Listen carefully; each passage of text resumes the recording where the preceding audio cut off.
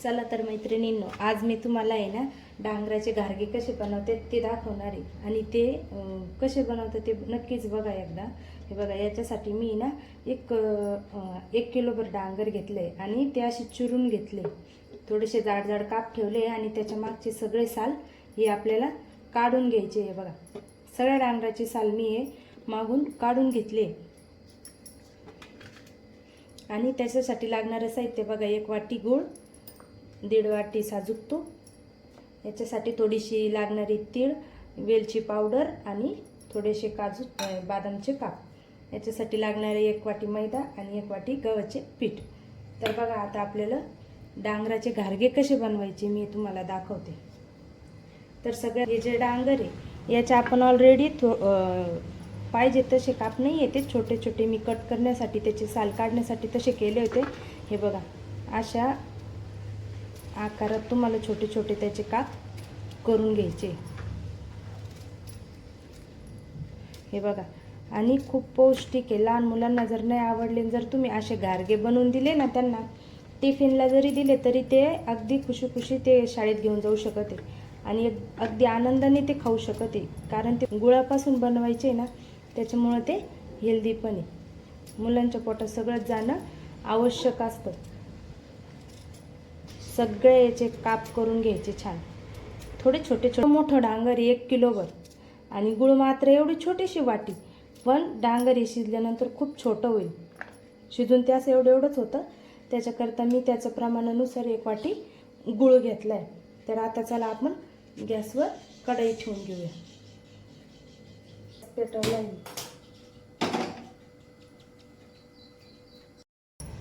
हे बघा मैत्रिणींनो, तूप आपलं कडकडलंय, त्याच्यात सगळ्यात अगोदर आपण कढई तापली, त्याच्यात आपण तूप घालून घेतलंय। आता याच्यात आपण हे डांगराचे सगळे काप घालून घेणार आहोत,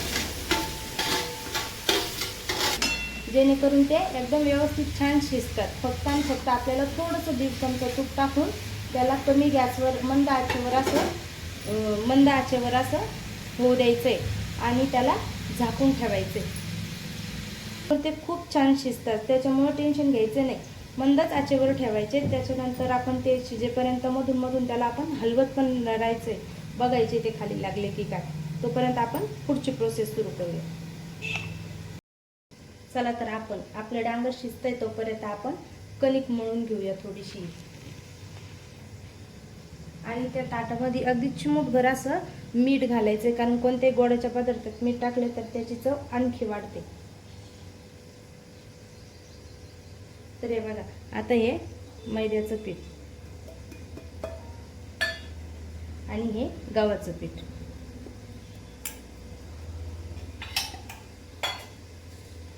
याला छान आपण एकजीव करून घ्यायचा। अगोदर याला आपण एकजीव करून असं मिश्रण करून ठेवलं का, मग याला आपण असं बाजूला ठेवून द्यायचं। आणि आता बघूया आपण आपले डांगर शिजले की नाही।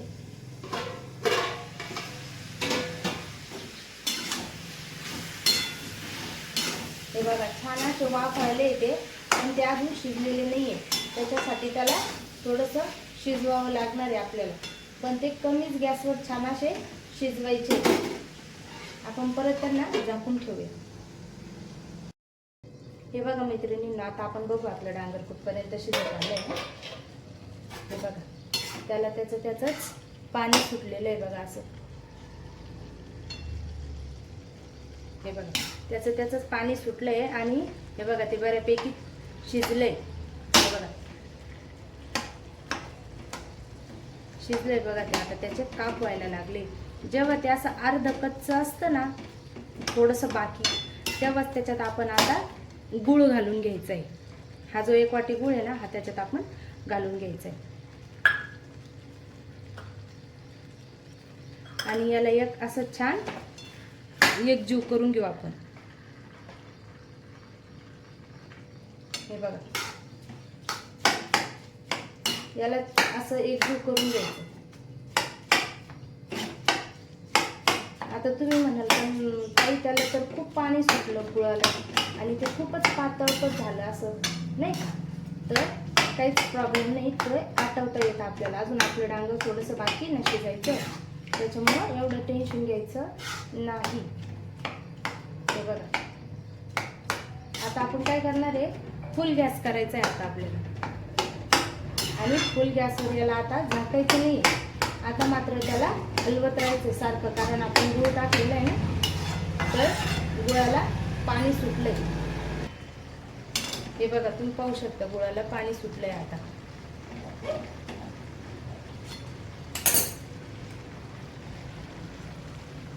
तर आपण त्याला आता सारखं हलवत राहायचंय. हे जे बाकीचे जे राहिलेले आहे ते हलवण्याच्या याच्यातच ते शिजून जाईल.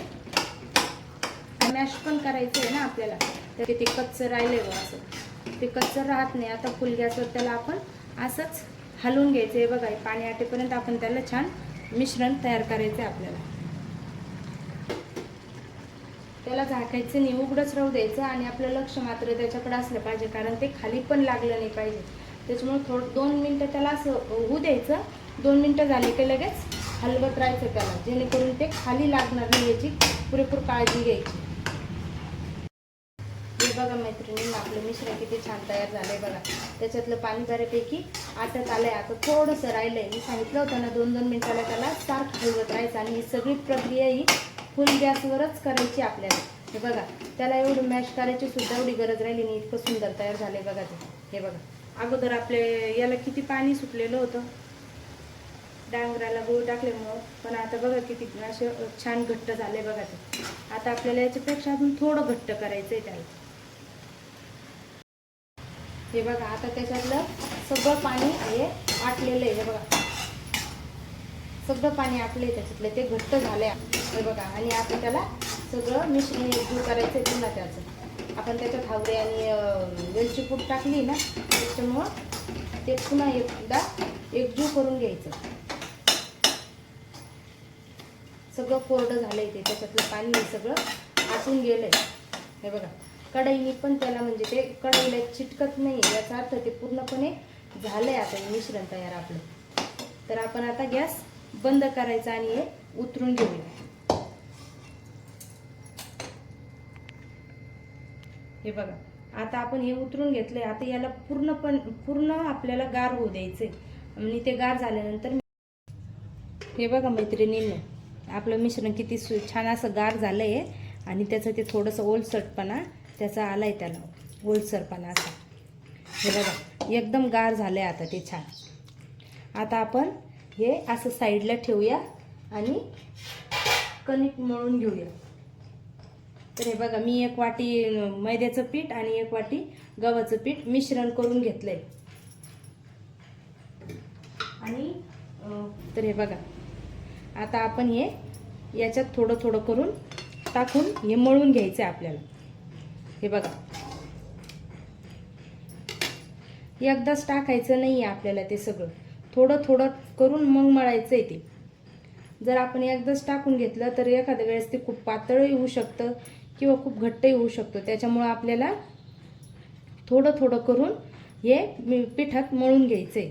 हे बघा, हे उरलेलं पीठ असं साईडनी हे करून घ्यायचं आहे बघा. तर आपण याच्यातूनच थोडंसं पीठ प्लेटमध्ये बाजूला काढून ठेवायचं. उगाच चिमूटभर काहीतरी, जास्त नाही. हे बघा, आता आपण हे थोडं थोडंसं करून आता हे बाकीचं आपण याच्यात सगळं टाकून घेणार आहे.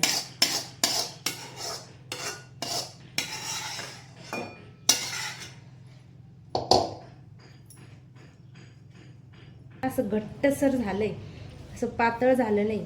साखरेमुळे ते खूपच पातळ होऊ शकतं, म्हणजे होऊ शकतं असं पण आहे ना, त्याला खूप वेळ लागतो साखरेच्या याला, कारण साखरेचं जास्त पाणी होतं ना, त्याच्यामुळं साखर वितळायला ते खूप वेळ लागतं.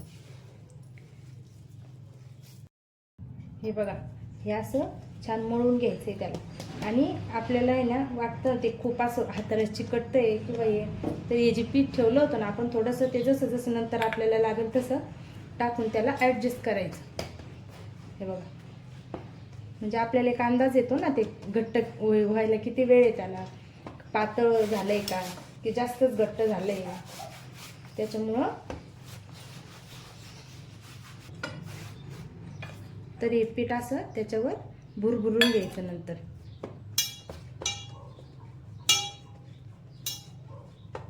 तूप लावून घेऊ. ताटात थोडंसं तूप टाकायचं, फक्त थोडंसं नॉर्मल किंचित, ते पण साजूक.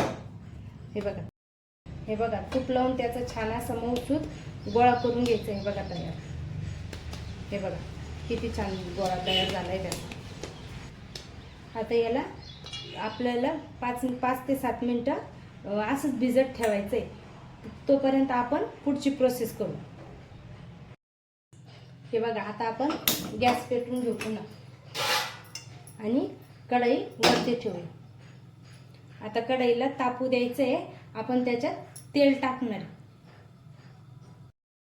हे बघा कढई तापली. आता आपण त्याच्यात तेल टाकून घेऊया.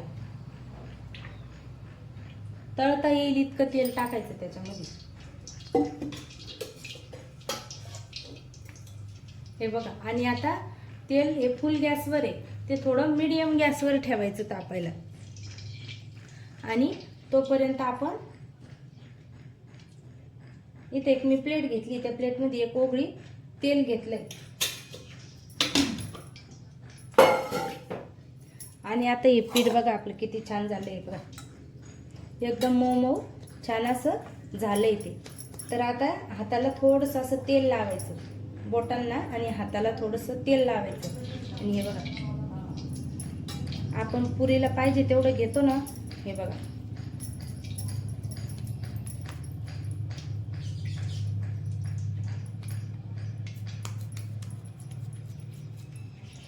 या घारग्यांच्या लाट्या आपण या हातावर करायच्या. कुणी कुणी असं लाटून पोळपाटवर पण करतं, पण त्याला पीठ लावावं लागतं, जेणेकरून त्याची टेस्ट जाते. पिठावरच जातं ते सगळं. ते पिठावर जाऊ नये याच्यासाठी ते हे बघा असं हाताला तेल लावून, हे बघा हातावर किती सुंदर झाली ती. असं करून ठेवायचं आपण त्या.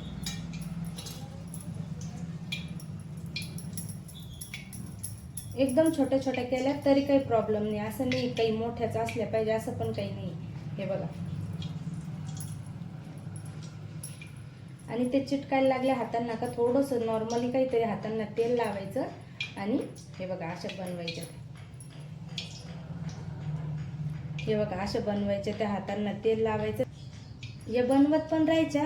आणि इकडे हे बघा आता आपलं तेल पण तापलंय. तेल हे मंदच आचेवर तापायचंय आणि थोडासा गॅस फुल करायचा. मग बघून घ्यायचं ते तापलं नाही. आता हे तेल एकदम तापलंय बघा, त्याची वाफ लागते आपल्या हातांना, म्हणजे ते तापलंय. आता गॅस आपण मीडियम करायचा, खूप कमी नाही आणि खूप जास्त पण नाही. मीडियम फ्लेमवर ठेवायचा गॅस. आणि आता हे बघा आता हे घ्यायची आणि त्याला सोडून द्यायची. त्याला सोडल्यानंतर मात्र फुल गॅस करायचा.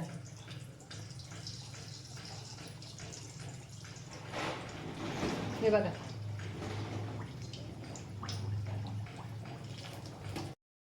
हे बघा त्यांना आता मी हे बघा परतवले बघा, उलटवले आहे त्यांना. त्या किती सुंदर झाले बघा, खूप छान झाले. आणि खायला पण खूप यम्मी लागतं. आणि त्याच्यात वेलदोडे ते आपण टाकलेले असतात ना, त्याच्यामुळे ते आणखी छान लागतं. आता मात्र या थोड्याशा कमी गॅसवर होऊ द्यायचे हे घारगे. आणि तोपर्यंत आपण हे बनवत राहायचे. हे जे आहे ना हातावरचे आपण आपल्याला बनवायचे ते बनवत राहायचे. आणि बनवून एका ताटात ठेवताना मात्र थोडंसं पीठ खाली भुरभुरवायचं आणि मग त्याच्यावर ठेवायचं, जेणेकरून ते खाली चिटकून जाणार नाही. तुम्हाला प्रॉब्लेम नाही येणार मग काढायला. थोडंसं पीठ नॉर्मली भुरभुरवायचं ताटावर आणि त्याच्यावर असे बनवून ठेवायचे. आणि इकडं कमी फ्लेमवर तळत राहायचे आणि हे बनवत पण राहायचे. जर तुम्ही घेऊ शकता मी सांगितल्याप्रमाणे ताटावर पीठ भुरभुरायचं थोडंसं, त्याच्यावर ते ठेवायच्या आणि मग तळायला घ्यायचं. आणि किती पटकन होत्या बघा त्या. असा खमंग असा वास सुटलाय त्यांचा, ते तळल्या जाते तेव्हा. हे बघा किती छान झालं बघा. हे बघा. आणि ते गुळाचे असल्यामुळं खूप सुंदर पण दिसते. त्याच्यात तीळ वगैरे आपण टाकलेली तर त्या तिळाने पण त्यांना खूप छान अशी दिसायला पण आहे आणि टेस्ट पण खूप सुंदर आहे त्यांचीवाली. मी तुम्हाला दाखवते परत बाकीच्या झाल्या का. असं कडकडीत तापवून घ्यायचं आणि मगच टाकायचं, कारण त्या गुळाच्या आहे त्या खाली जर तेल आपलं तापलेलं नसलं तर त्या खाली चिटकू शकतात. हे बघा मैत्रिणींनो, आपले गारगे किती छान तयार झाले. हे बघा मैत्रिणींनो, आपले गारगे तयार आहे आणि हे गारगे तुम्ही नक्की करून बघा आणि तुम्हाला कसे वाटले आम्हाला कमेंटमध्ये नक्की कळवा. आणि प्यारीलक्ष्मी अँड फॅमिली या यूट्यूब चॅनलला लाईक करा, शेअर करा आणि सबस्क्राईब करा. धन्यवाद.